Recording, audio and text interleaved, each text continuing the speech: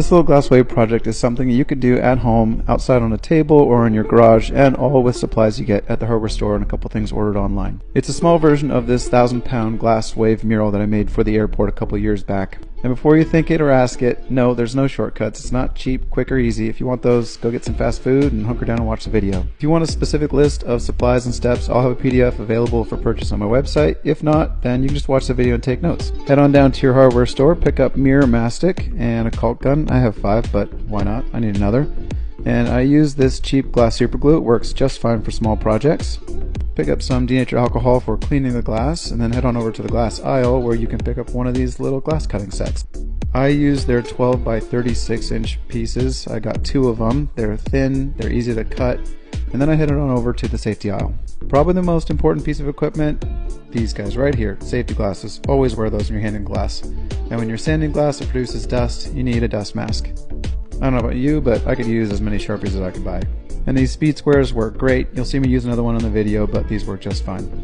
And I have probably 10 tape measures, but again, I can always use another. If you're handling glass for the first time, definitely wear gloves. I don't wear them very often because I'm very experienced, but it can be very sharp and dangerous. Get yourself a 220 sanding block for later.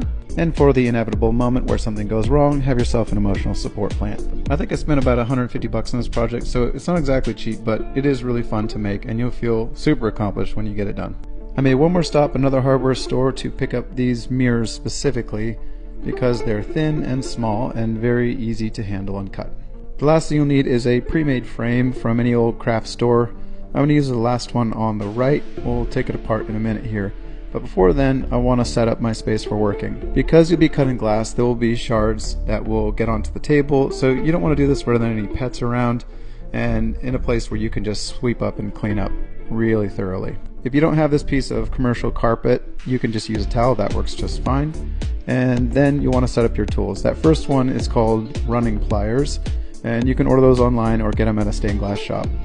And the rest of this stuff you'll see in action in a minute here. There's the dry erase markers that are great for marking up the glass, and then you can just wipe it right off. Now that you've picked up all your tools and all your materials, we will move on to part 2, which is cutting the glass.